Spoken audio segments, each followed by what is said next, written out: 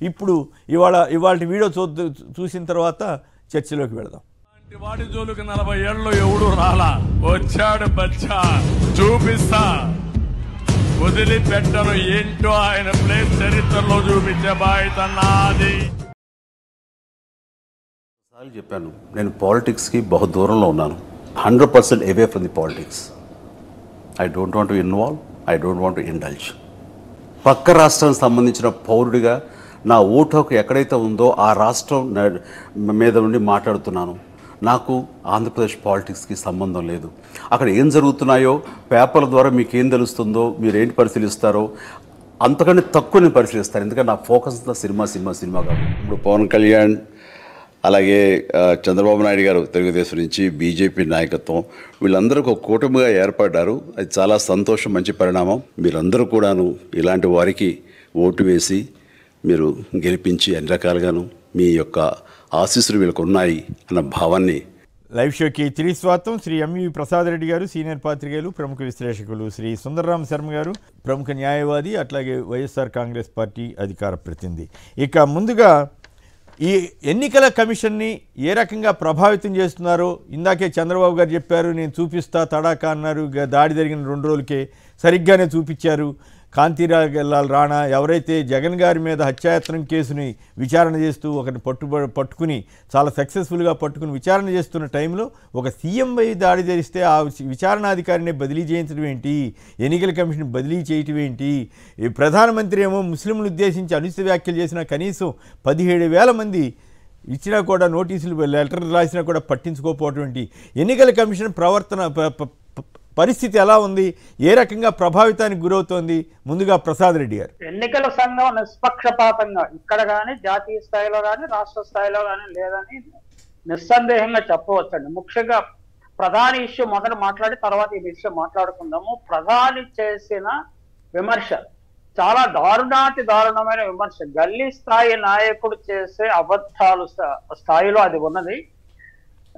నిజానికి ప్రధానిగా ఉన్నప్పుడు మన్మోహన్ సింగ్ ఏం చెప్పారు అంటే, ఖజానా మీద మొదటి హక్కు ఎస్సీలకు, ఎస్టీలకు, పేదలకు, మహిళలకు, పిల్లలకు, మైనారిటీలకు, అందులో ముస్లింలకు కూడా ఉంటుంది అని ఆయన చెప్పారు. దానిని వక్రీకరించి ముస్లింల కోసం మీ మంగళసూత్రాలు తెంపేస్తారు, మీ ప్రైవేటు ఆస్తులు లాక్కుంటారు, ఉద్యోగస్తులు లాకర్లో ఉన్న డబ్బును లాక్కుంటారు అనే స్థాయిలో ఆయన మాట్లాడటం అనేది ఒక ప్రధాని స్థాయి వ్యక్తికి ఎట్టి పరిస్థితుల్లో సాధ్యం కాదు. ఈవెన్ ఆర్ఎస్ఎస్ అంటే ప్రధానిలో అప్పుడప్పుడు ఆర్ఎస్ఎస్ ప్రచారక్ ట్రైనింగ్ సమయంలో ఉండే ప్రచారక్ బయటకు వస్తుంటాడు. అందువల్ల ఆయన ఎలా మాట్లాడుతుంటాడు. ముఖ్యంగా ఎన్నికల సమయంలో ప్రజలను భావోద్వేగానికి గురి చేయడానికి అలా మాట్లాడుతుంటాడు. ఉత్తరాదిన మొదటి దశ ఎన్నికల పోలింగ్ శాతం తగ్గింది. పోలింగ్ శాతం అంటే రామ మందిర నిర్మాణం తర్వాత తమ మీద ఓట్ల వెల్లువైపోతే పారతాయని బీజేపీ ఆశించింది. అది ఎక్కడా జరగలేదు. ఏ రాష్ట్రంలో కూడా 1-2 చిన్న రాష్ట్రాలు, సిక్కిం, మేఘాలయ లాంటి రాష్ట్రాల్లో తప్ప మిగిలిన చోట ఎక్కడ పోలింగ్ శాతము సరిగ్గా జరగలేదు. అసలు ఎన్నికల సంఘము వడగాలుల గురించి ఐఎండి హెచ్చరిస్తున్న సమయంలో ఎందుకు ఇంత మండు టెండల్లో ఎన్నికలు నిర్వహిస్తున్నారు అన్న విషయాన్ని కూడా తప్పుపట్టాలి. అంటే ఎన్నికల సంఘం సమర్థంగా పనిచేయటం లేదని మనం నిస్సందేహంగా చెప్పవచ్చు. కానీ ఎన్నికల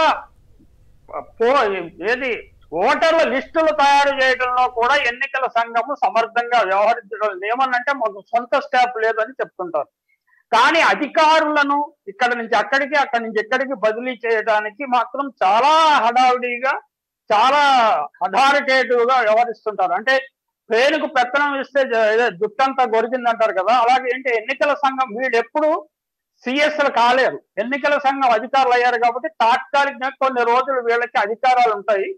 అధికారాలు అంటే కేంద్ర స్థాయిలో వాళ్ళకి వేరు కానీ రాష్ట్ర స్థాయిలో వీళ్ళు అధికారం కొద్ది రోజులు చాలా తీవ్రంగా అతి ఎక్కువగా అంటే అధికారాన్ని వినియోగించుకోవాలి, కానీ ఎక్కువగా వినియోగించడం కూడా అధికార దుర్వినియోగమే అనే విషయాన్ని గుర్తించాలి. ఆంధ్రప్రదేశ్ వ్యవహారాన్ని చూస్తుంటే ఆంధ్రప్రదేశ్ లో ఎన్నికల సంఘం రాగద్వేషాలకు అతీతంగా వ్యవహరిస్తున్నదా లేదా అన్న సందేహము వస్తుంది. ఖచ్చితంగా ఒక ప్రభుత్వం రాష్ట్ర ప్రభుత్వం అధికారంలో ఉన్నప్పుడు అధికారులు వాళ్ళు ఐఏఎస్ ఐపీఎస్ అధికారులైనా సీనియర్ అధికారులైనా రాష్ట్ర ప్రభుత్వానికి తప్పకుండా విధేయంగా ఉంటారు. రాష్ట్ర ప్రభుత్వం చెప్పిన పనులు చేస్తారు, చురుగ్గా వ్యవహరిస్తుంటారు. అలా చురుగ్గా సమర్థంగా వ్యవహరించిన అధికారులందరూ ఐడెంటిఫై చేసి వీళ్ళందరూ వైకాపా ఏజెంట్లు, వీళ్ళు వైకాపా జగన్ కి ఏజెంట్లు, లేకపోతే జగన్ భక్త ఐపీఎస్ లను పేరు పెట్టడం అనేది మీడియాకి చాలా దుర్మార్గము.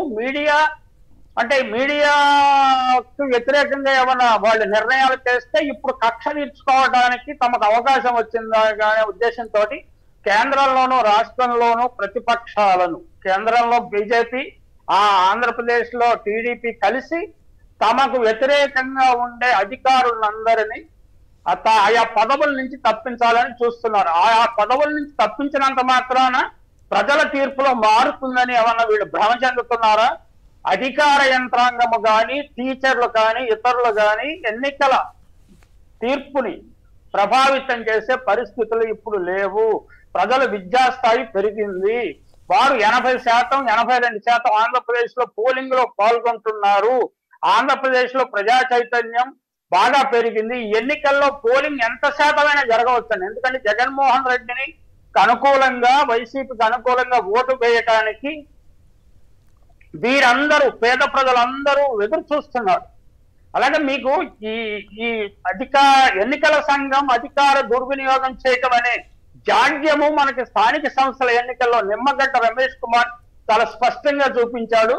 ఇప్పుడు ఎన్నికల సంఘం ప్రధానాధికారి మీనా గారు దాన్ని చాలా కేర్ఫుల్ గా హ్యాండిల్ చేస్తున్నాడు. అంటే ఇక్కడ జగన్మోహన్ రెడ్డి గారి మీద దాడి జరిగింది కాబట్టి ఇది ఇంటెలిజెన్స్ వైఫల్యము, లేకపోతే పోలీసు యంత్రాంగం వైఫల్యం అని చూపించి వీళ్ళని బదిలీ చేయడానికి అవకాశం వచ్చింది. కానీ ఎంత ఎఫిషియెంట్ గా ఈ పరిస్థితిని హ్యాండిల్ చేశారు, నిందితులను ఎంత తొందరగా పట్టుకున్నారు, కోర్టులోకి చేశారనే ఆస్పెక్ట్ ని చూడకుండా కేవలము రాణా అనే ఐపీఎస్ ఆఫీసర్ ఆయన ప్రభుత్వానికి విధేయంగా ఉన్నారు. ప్రభుత్వానికి విధేయంగా ఉండకుండా రామోజీరావు కానీ చంద్రబాబు నాయుడు కానీ విధేయంగా ఉండరు. రేపు చంద్రబాబు నాయుడు అధికారంలో వస్తే అంతే విధేయంగా ఆయనకుంటారు. ఆ విషయాన్ని గమనించకుండా తమకు సహకరించని వారిని అందరినీ, అంటే తమ ఏజెంట్లు ఇక్కడి నుంచి అక్కడ డబ్బులు తీసుకెళ్ళి పట్టుకున్నారనుకోండి, వాడు మనకి శత్రువులాగా భావించి, అసలు బీజేపీ నాయకురాలు పురంధరేశ్వరి 10-19 మంది ఐపీఎస్ లో లిస్ట్ ఇచ్చి వీళ్ళందరినీ బదిలీ చేయాలి, ఆమెకి ఏవైనా సమాచారం ఉన్నది, వాళ్ళు ఎక్కడ అధికార దుర్వినియోగం చేశారు, ఈ సమాచారం అంతా టీడీపీ కొల్లేట్ చేసిన సమాచారమే. వీళ్ళందరినీ ఐడెంటిఫై చేసింది టీడీపీ. అలాగే రామోజీరావు పత్రిక, పచ్చ మీడియా వీళ్ళని ఐడెంటిఫై చేసింది. వీళ్ళు ప్రో టీడీపీ కాదు, ప్రో కూటమి కాదు, వారు న్యూట్రల్ అయి ఉండాలి, లేకపోతే కొంచెం విధేయంగా, ప్రభుత్వం అధికారంలో ఉంది కాబట్టి వైసీపీకి విధేయంగా ఉండటం తప్పుగా భావించడం. అది తప్పు కాదు, that is their strength, that is their duty. ఎవరు అధికారంలో ఉంటే వాళ్ళకి అనుకూలంగా ఉండాల్సిందే. స్థానిక సంస్థల ఎన్నికల్లో అధికార యంత్రాంగాన్ని ఆట పట్టించిన ఎన్నికల సంఘం ఇప్పుడు కూడా అదే డ్రామా ప్లే చేయాలని చూస్తున్నట్టుగా కనిపిస్తున్నది. ఇది స్థానిక సంస్థల ఎన్నికల్లో ఏం రిజల్ట్ వచ్చిందో మనం చూసాం కదా. ఖచ్చితంగా ప్రజలు వైసీపీకి అనుకూలంగా తీర్పు ఇచ్చారు. ఈ ఎన్నికల్లో కూడా అలాగే తీర్పు ఇస్తారు. అధికారులు ఇక్కడి నుంచి అక్కడికి బదిలీ చేయటము, లేకపోతే అంటే ఒక రకంగా మోరల్ గా అధికార యంత్రాంగాన్ని డిమోరలైజ్ చేయటం, మీరు ఎఫెక్టివ్ గా పనిచేయడం, అన్నట్టుగా ఉంది. ప్రసాద్ రెడ్డి గారు బ్లాక్ మెయిల్ చేయటం అన్నమాట. ఖచ్చితంగా బ్లాక్ మెయిల్. ఇదేంటంటే ఇన్ఫ్లుయెన్స్డ్ బై పచ్చ మీడియా అండ్ ఇన్ఫ్లుయెన్స్డ్ బై ప్రతిపక్షాలు, ఇన్ఫ్లుయెన్స్డ్ బై సెంట్రల్ గవర్నమెంట్ దగ్గర తమకున్న పలుకుబడిన దుర్వినియోగం చేసుకోవడమే. ఇలాంటి ప్రయత్నం చేయటం వల్ల ఏమి జరిగేదే లేదు, ఎండ్ రిజల్ట్ ఏమి మారదు. కానీ ఏంటంటే తప్పకుండా ఇరిటేషన్ అనమాట ప్రజల్లో. అంటే జగన్మోహన్ రెడ్డికి కేంద్రంలో ఇన్ఫ్లుయెన్స్ లేదు కాబోలు, ఈయన పార్టీ మాట బీజేపీ వినటం లేదు కాబోలు అనే ఇంప్రెషన్ ప్రచారం చేయడానికి దీన్ని బాగా ఉపయోగిస్తున్నాడు. ఇది కాకపోతే ఇది బూమరాంగ్ అయ్యే అవకాశం కూడా ఉన్నది. రైట్. అప్పలరెడ్డి గారు విశాఖపట్నం, చెప్పండి. జగన్ గారేమో ప్రజలతో జట్టు గడితే, చంద్రబాబు నాయుడు గారేమో బీజేపీ, పవన్ కళ్యాణ్, రామోజీ, రాధాకృష్ణ, చిరంజీవి, ఇప్పుడు తాజాగా ఎన్నికల సంఘం, వీళ్ళందరినీ కూటమి కట్టుకుని ముందుకు వస్తున్నట్టున్నారు. ఆయన ఇందాక చూశారు కదా, మీరు నా తడాక చూపిస్తానని చూపించాడు ఆఫీసర్లను బదిలీ చేయించడం ద్వారా. ఏమిటి ఈ పరిస్థితి, ఎట్లా ఉంటుంది? జనం ఇలాంటి కూటమిని నమ్ముతారా, జగన్ నమ్ముతారా? నమస్తే అండి. మీకు ప్రసాద్ రెడ్డి గారికి, సుందరం సార్ నమస్కారం అండి. సార్ ఈ పురంధేశ్వరి గారు వచ్చింది బీజేపీని గెలిపించడానికి కాదండి, జగన్ గారిని ఓడించడానికి. బీజేపీని జనసేన అడ్డు పెట్టుకొని ఆవిడ ఏకాకి ధ్యేయం అదే. అందుకే వాళ్ళు ఏంటంటే అసలు ఈ జగన్ గారి మీద ఆ మద్దతు కూడా ప్రీప్లాన్ అండి అది.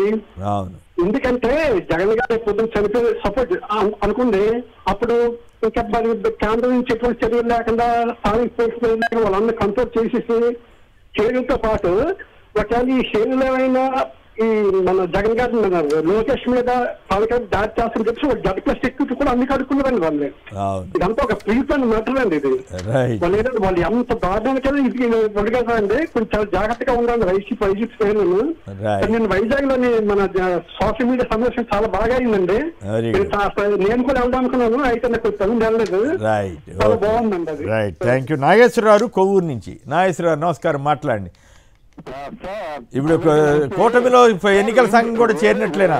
బిగ్గెస్ట్ డెమోక్రసీలో ఈ ఎలక్షన్ కమిషన్ బిగ్గెస్ట్ డిక్టేటర్ లో ప్రవర్తిస్తే దీనికి రెండీ లేదండి.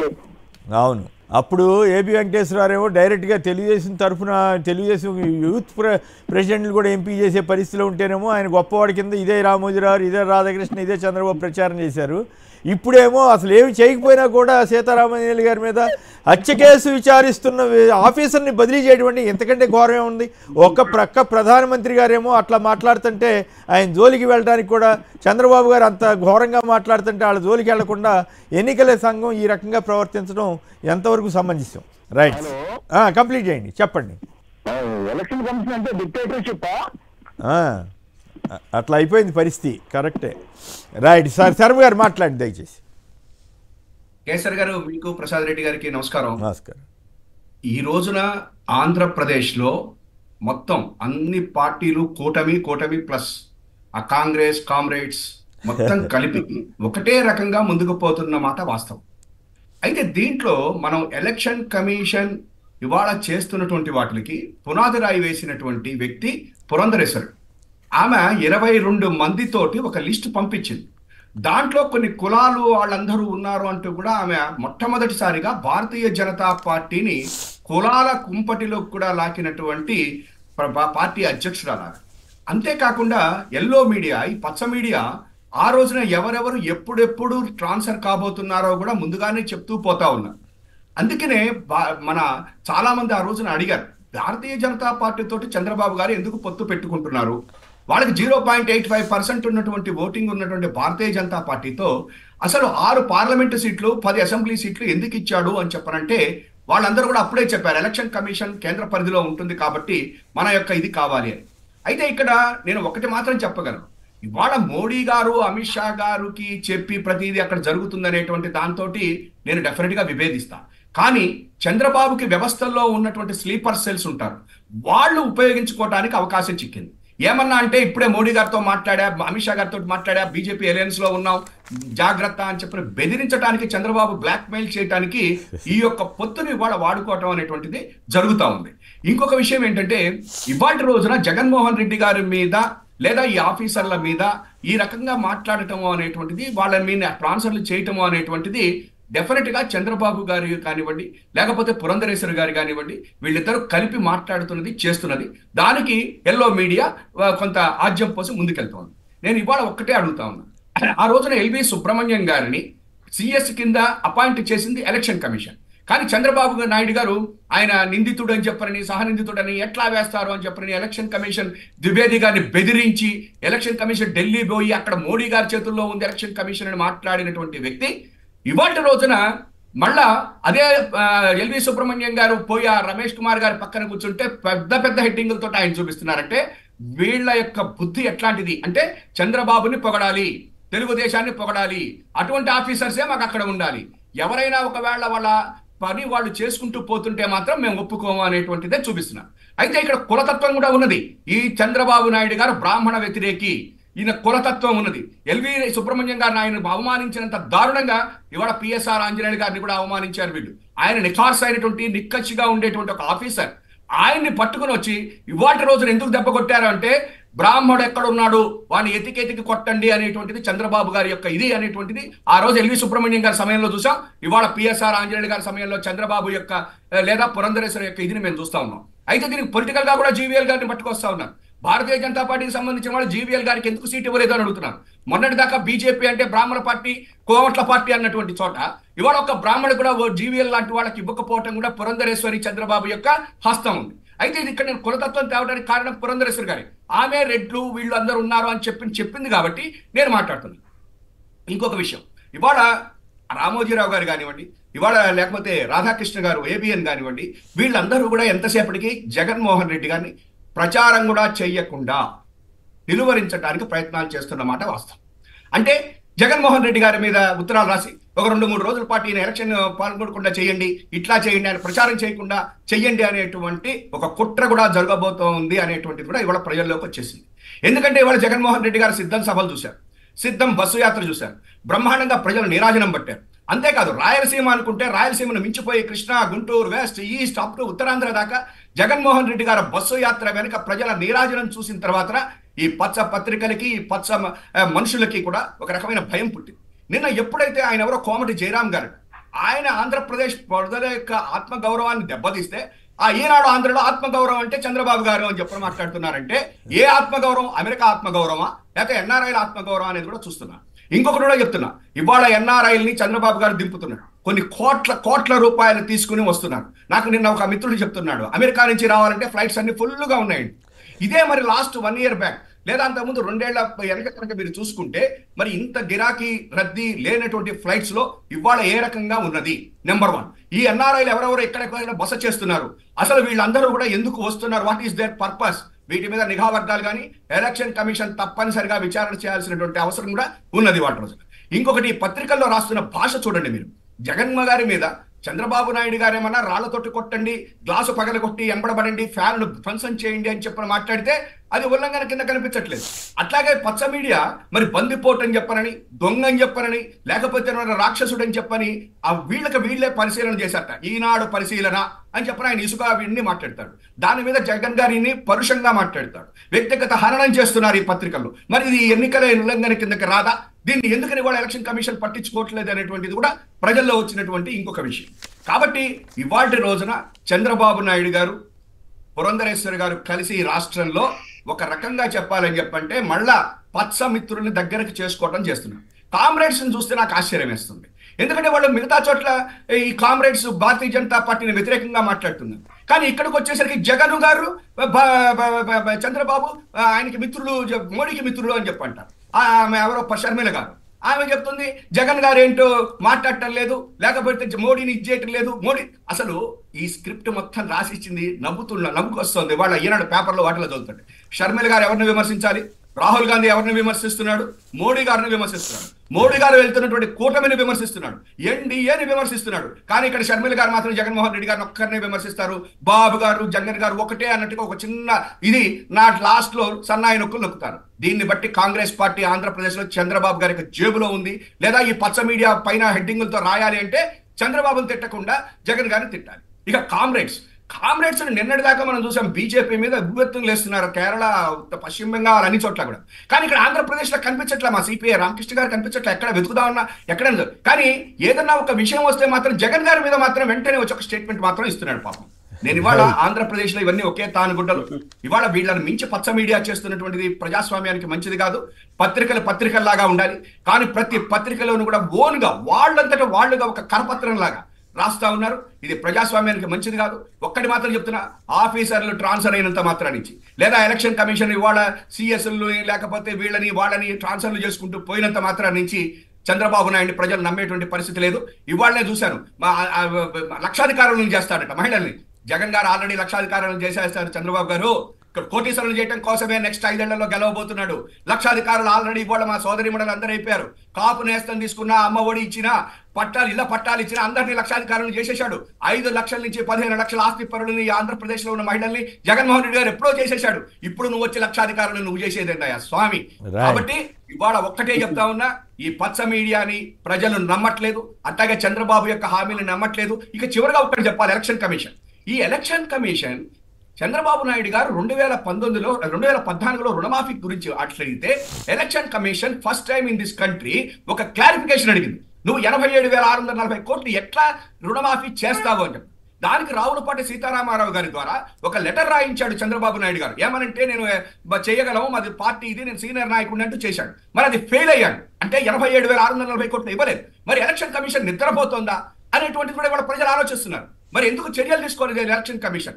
ఆ రోజున సుమోటో గానీ ఎవరో ఒక ఆయన ఇచ్చినటువంటి ఫిర్యాదు తోటి చంద్రబాబుని అడిగితే చంద్రబాబు ఇచ్చినటువంటి వివరణ తప్పైతే దాని మీద టీడీపీ పార్టీని చంద్రబాబు మీద ఎందుకు చర్యలు తీసుకోవటం లేదు ఎలక్షన్ కమిషన్ అంటే వీటన్నిటికీ ఒకటే కారణం ఉన్నది. చంద్రబాబు నాయుడు గారు వ్యవస్థల్లో ఉన్నటువంటి స్లీపర్ సెల్స్ ద్వారా మోడీ అమిత్ షా పేరు చెప్పి బీజేపీ పేరు చెప్పి ఆంధ్రప్రదేశ్లో ఈ పురంధరేశ్వరి గారితో చేయి కలిపి ఇవాళ రోజున జగన్మోహన్ రెడ్డి గారిని తిట్టటమో లేదా ఆయన మీద ఈ చిలువలు పలువులు కమ్ముతంతో చేస్తున్నారు. ఏ ఆఫీసరు కూడా ఆంధ్రప్రదేశ్ లో జగన్ గారితో అంటకాగి లేడు. అది పిఎస్ఆర్ ఆంజనేయుడు గారు కావచ్చు, లేకపోతే ఇప్పుడు రాణా కావచ్చు, ఎవరైనా కావచ్చు. వాళ్ళు ప్రభుత్వంతో పనిచేసుకుంటున్నారు, ప్రభుత్వంతో ఉంటారు. రేపు పొద్దున్న మళ్ళా జగన్ గారు గెలిచిన తర్వాత వాళ్ళందరినీ రీస్టేట్ చేస్తాడు. ఆ మాట అంటారు. కారణం కూడా ఉంది. ఇంతకు ముందు రాజశేఖర రెడ్డి గారి టైంలో కూడా యాదవ్ గారిని ఆయన తీసేశారు. ఎలక్షన్ అయిపోయింది, మన రాజశేఖర రెడ్డి గారు గెలిచాడు, మళ్ళా యాదవ్ గారిని తీసుకుని వచ్చేసాడు. అదే రేపు కూడా పునరావృతం కాబోతోంది. జగన్మోహన్ రెడ్డి గారు గెలిచిన అట్లా కాదండి, అట్లాగా శర్మ గారు ఇక్కడ పాయింట్ ఏంటంటే రీఇన్స్టేట్ చేయటం చేయకపోవటం అవన్నీ వేరే సంగతి.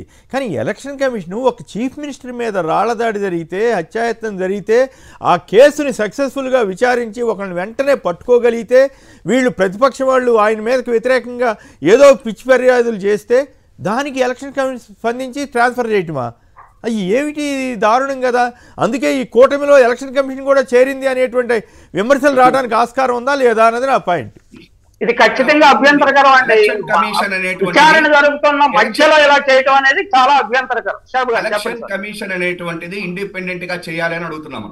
అయితే ఇవాళ ప్రతిపక్ష కూటమి ఇండియాలో ఉన్నటువంటి కాంగ్రెస్ కానీ లేకపోతే వీళ్ళందరూ కూడా చెప్తుంది ఏంటంటే ఎలక్షన్ కమిషన్ అనేటువంటిది వాళ్ళ కేంద్ర ప్రభుత్వం చేతుల్లో ఉన్నది అని చెప్పండి. మరి చంద్రబాబు నాయుడు గారి మీద ఈడీ ఎందుకు రాలే?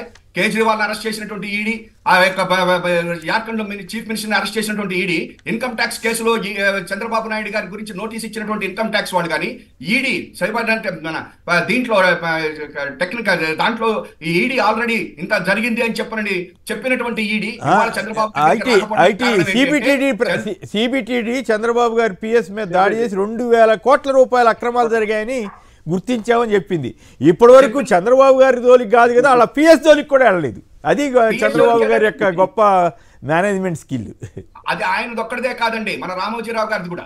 ఎందుకని చెప్పంటే మార్గదర్శి చిట్ ఫండ్ కేసు గురించి మరి ఎందుకని ఇప్పుడు ఈడీ ఎందుకు ఇన్వాల్వ్ కావట్లే, సిబిఐ ఎందుకు రావట్లే, ఇవన్నీ కూడా ఎందుకు రావట్లేదు అని అడుగుతున్నా. కాదు, అంతా కలిపి 100 కోట్లు ఉంటుందో ఉండదో, అసలు డబ్బు ట్రాన్స్ఫర్ అయిందో లేదో తెలియదు. ఆపు వాళ్ళని పాపం చీఫ్ మినిస్టర్ని అరెస్ట్ చేశారండి. ఎంత అన్యాయంగా అరెస్ట్ చేస్తారా భారతదేశంలో ఒక చీఫ్ మినిస్టర్కి? అట్లా చేస్తారని నేనైతే బాధపడుతున్నానండి. కేసీఆర్ గారు మీరు మంచిది ఏదైతారు 100 కోట్లని, ఇక్కడ 1,300 కోట్ల రూపాయలతో ప్రివిలేజ్ సెస్ తీసేసినటువంటి చంద్రబాబు నాయుడు గారు బార్ల మీద, బార్ అండ్ రెస్టారెంట్ల మీద తీసేస్తే కాదు తప్పుపట్టింది. 1,300 కోట్ల రూపాయలు రెవెన్యూ లాస్ అని చెప్పింది. అవన్నీ బార్లకి, వైన్ షాపులు వాళ్ళందరికీ ఆయన పంచిపెట్టినట్టు అయితే దీని మీద మాత్రం ఈ రోజు వరకు ఎంక్వైరీ జరగలేదు అని చెప్పంటేనే దాన్ని బట్టి చంద్రబాబు గారు ఎందుకు బీజేపీ తోటి కలిశాడు అనేటువంటిది మనకు అర్థమైపోతాం. కాబట్టి వీళ్ళని ట్రాన్స్ఫర్ చేసినంత మాత్రం ఏమీ కాదు. ప్రజలు జగన్ తోటి ఉన్నారు, పైన దేవుడు కింద ప్రజలు, నమ్ముకున్న Jagan they victory. Right. Srinivas గారు గొడ్లవల్లేరు నుంచి. శ్రీనివాస్ గారు నమస్కారం, మాట్లాడండి. ఏమిటి ఈ జగన్ గారు అంటుంటారు దుష్ట చతుష్టయంలాగా, దుష్ట కూటమిలాగా ఈ కూటమిలో ఎన్నికల సంఘం కూడా చేరిపోయినట్లే అనుకోవాలా? ఒక హత్య కేసు, ఒక ఎవరు పైగా చీఫ్ మినిస్టర్ మీద హత్యాయత్నం కేసు, దాడి కేసు జరిగితే ఆ కేసు ఎంక్వైరీ చేసి ఆఫీసర్ని ఎవరైనా బదిలీ చేస్తారండి? పై ఎన్నికల సంఘం వాళ్ళు వీళ్ళేదో కంప్లైంట్ చేస్తే ఎట్లా? ఇది మీరు ఒప్పుకుంటారా ఇటువంటివి? అందరికి నమస్కారం సార్. నమస్కారం. అయితే ఈసీ చేసింది చాలా తప్పు సార్. వాస్తవానికి చంద్రబాబు నాయుడు బీజేపీతో పొత్తు పెట్టుకుందే ఏదైనా చేసినా వాళ్ళ మీద కేసులే రాకుండా ఉండడానికి ఇలా జాయిన్ అయినట్టు ఉందా గానీ ఏదో రాష్ట్రానికి ఏదో ఉద్ధరించి మంచి చేద్దాం ఉద్దేశం అయితే మాకైతే కనబడతలేదు సార్. వాస్తవానికి కనిపించట్లేదా? కనిపించట్లేదు సార్. సో రాయి తగలరాని తగిలితే ఏంటి సార్ అసలు పొజిషన్? అంతే, ఇక్కడ కానీ జరిగితే ఎంత ప్రమాదం? అది చాలా ప్రమాదం సార్. మాకు చాలా బాధ వేసింది సార్. అవును. దుర్మార్గం. సీఎంని వాళ్ళు బతకనించకపోతే అది ప్రతిపక్షంలో ఉండి అధికారంలో వస్తే మాలాంటి సామాన్యులు బతకనిస్తారా సార్ వాళ్ళు? ఇంకోటి ఏంటంటే చంద్రబాబు గారు మొదట ఖండించాడు, తర్వాత ఏమో ఆ నాటకం అన్నాడు, ఇప్పుడేమో నేను చూపిస్తా నా చేతని నేనేంటో చూపిస్తానన్నాడు, చూపించేశాడు మొత్తం మీద పురంధరేశ్వరి గారి ద్వారానో లేదా డైరెక్ట్గాను ఇన్ఫ్లుయెన్స్ చేసి ఎలక్షన్ కమిషన్ని నుంచి ఆ దిక్కుమాల ఆర్డర్ వచ్చేటట్టు చేసుకోగలిగారా అనిపిస్తుంది. సురేష్ గారు హైదరాబాద్ నుంచి చెప్పండి, ఎన్నికల కమిషన్ కూడా తెలుగుదేశం కూటమిలో చేరిపోయినట్లేనా? నమస్కారం. అక్కడ ఉన్న పెద్దలకు నమస్కారం అండి. నమస్కారం సార్. వీళ్ళు ఎన్ని కుట్టిరితలు వేసినా గానీ, ఎంతమంది సంకనాకినా గానీ, రాష్ట్ర స్నేహం చేసినా గానీ గెలిచేది జగనేనండి. అది మాత్రం ఖాయం అయిపోయింది. ఇంకొకటి అండి, మా తెలంగాణ చెందిన గాంధీ గారు చెప్పారు, మా కేసీఆర్ మాకు తెలంగాణ గాంధీ లాంటి వారు ఆచిపిచ్చి మాట్లాడారు. నిన్న ఏం చెప్పారు? వచ్చే అవకాశం ఉందని తప్పకుండా అని చెప్పారు. దాని మీద కూడా సోషల్ మీడియాలో రకరకాల విష ప్రచారాలు. ఆయన నేను చెప్పను, నాకు అభిప్రాయం వద్దు అంటే కూడా ఇంటర్వ్యూ చేసి ఆయన అడిగాడు, 1-2 సార్లు అడిగితే నాకున్న సమాచారం ఇది అయితే మనం సమాచారం వచ్చింది, పలానా వాళ్ళు చెప్పారు, XBC అని చెప్పారు అంతవరకు. ఇంకొకటి అండి, మొన్న మేము ఖమ్మం నుంచి విజయవాడ మీటింగ్ వెళ్ళాము. వెళ్ళారు, జనం చూసి నేనే ఆశ్చర్యపోయాను. నిజంగా రాజేయకపోతే జనం రాదు, అంత పిచ్చోళ్ళం కాదు. అవును, ఇవాళ ఓటర్లు మనం ఎంత ప్రభావితం చేసినా కానీ ఎవరు పర్లేదు, ఎవరు చేశారు, ఎవరు చేయలేదు తెలిసిపోదు. ప్రధానమంత్రి గారు అన్ని వేల మంది ప్రధానమంత్రి అట్లా ముస్లింలు ఉద్దేశించి మాట్లాడటం పద్ధతి కాదు అని చెప్తే దాని గురించి చంద్రబాబు గారు నోరు విప్పరు, పవన్ కళ్యాణ్ గారు నోరు విప్పరు. కానీ చంద్రబాబు గారు ఏం మాట్లాడినా సైకో అన్న ఈ పిచ్చిగా ఏమేంటో హంతకుడని ఇట్లా నోటుకొచ్చినట్టు మాట్లాడినా ఎన్నికల కమిషన్ ఏం చేయదు. కానీ జగన్ గారి మీద హత్యాయత్నం చేసిన దాడి చేసినటువంటి ఆఫీస్ వాళ్ళ కేసులు డీల్ చేస్తున్న ఒకళ్ళని అరెస్ట్ చేసి ఆర్టిఫిషియల్ ఇంటెలిజెన్స్ కూడా వాడి పట్టుకున్నారట అతన్ని. అటువంటి సమర్థంగా పనిచేసిన ఆఫీసర్ని బదిలీ చేసేసారు. అంటే ఇట్లాగా ఎలక్షన్ కమిషన్ పనిచేసేది ఎంత దుర్మార్గం అండి. ఇది నాకు చాలా బాధ.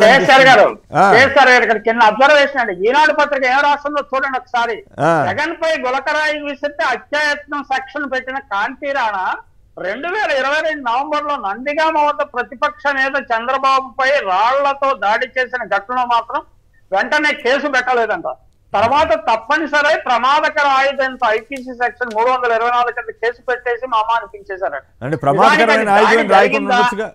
అది దాడి జరిగిందా? దాడి జరిగితే అది 4-5 పత్రికలు చదివానండి. 4-5 పత్రికల్లో 4-5 రకాలుగా జరిగింది.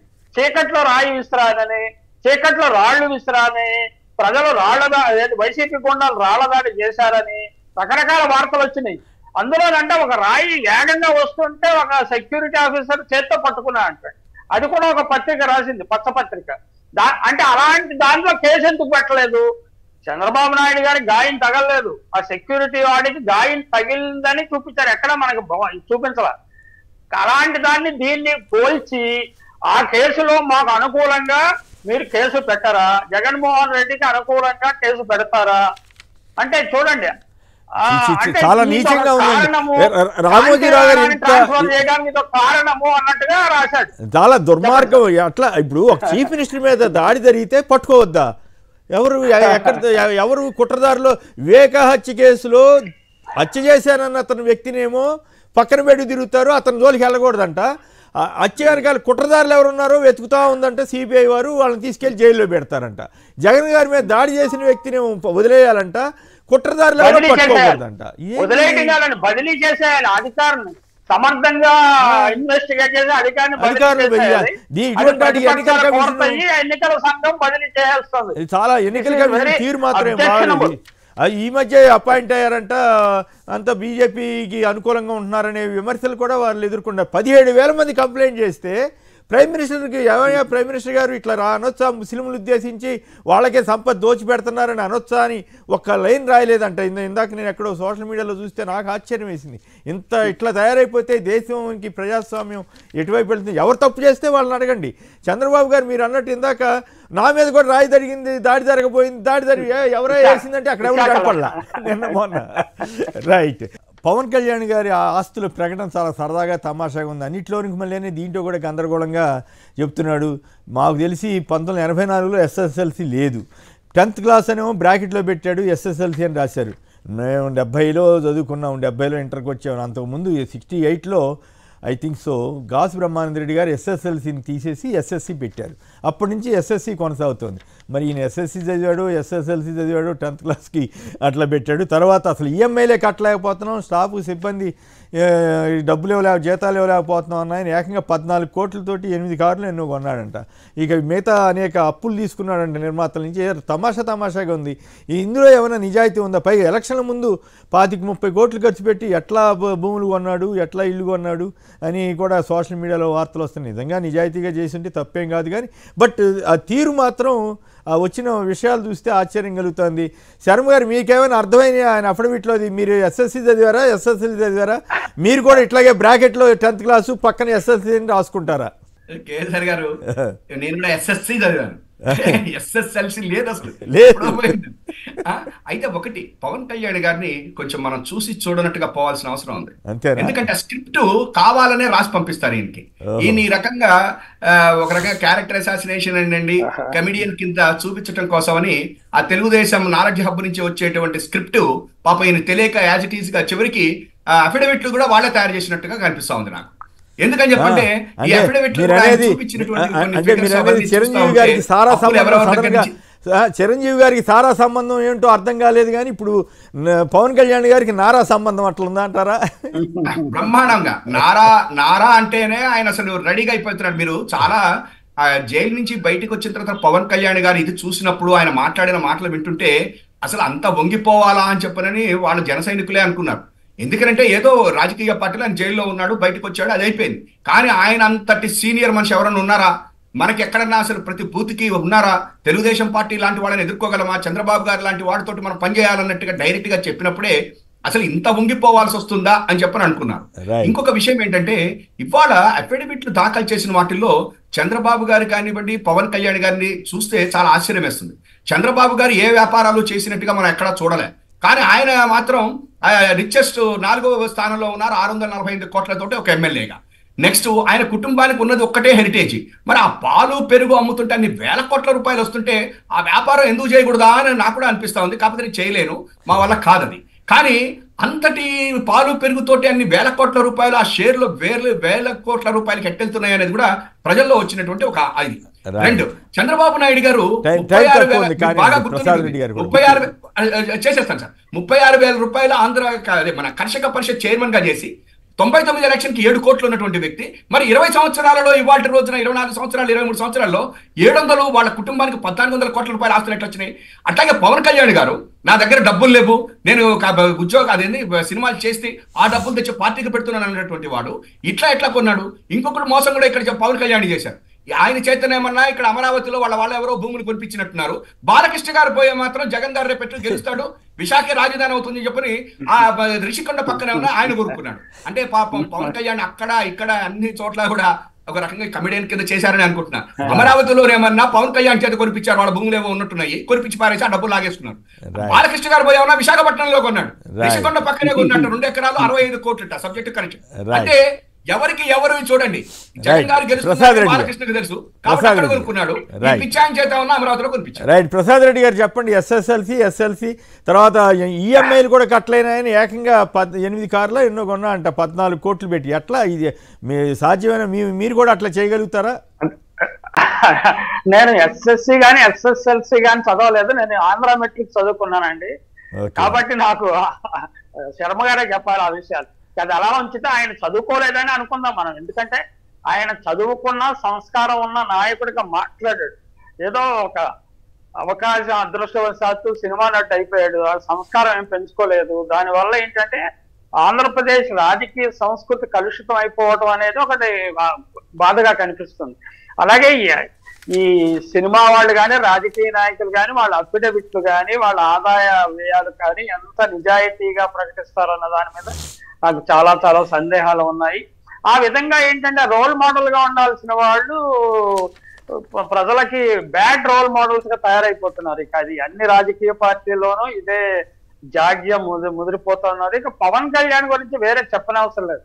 ఆయన రాజకీయ సంస్కృతి కానీ లేకపోతే ఎకనామిక్ ఇంటిగ్రిటీ కానీ పొలిటికల్ నాలెడ్జ్ కానీ ఇవన్నీ చాలా దిగజారుడుగా ఉన్నాయి కాబట్టి ఆయన గురించి ఎక్కువ మాట్లాడటం అనవసరం నేను భావిస్తున్నాను. రైట్. ఎంవి ప్రసాద్ రెడ్డి గారు, సుందరరాం శర్మ గారు పలువురు మాట్లాడారు. అందరికి కూడా ధన్యవాదాలు. ఇది నేటి వార్తా విశ్లేషణ కార్యక్రమం. నమస్కారం.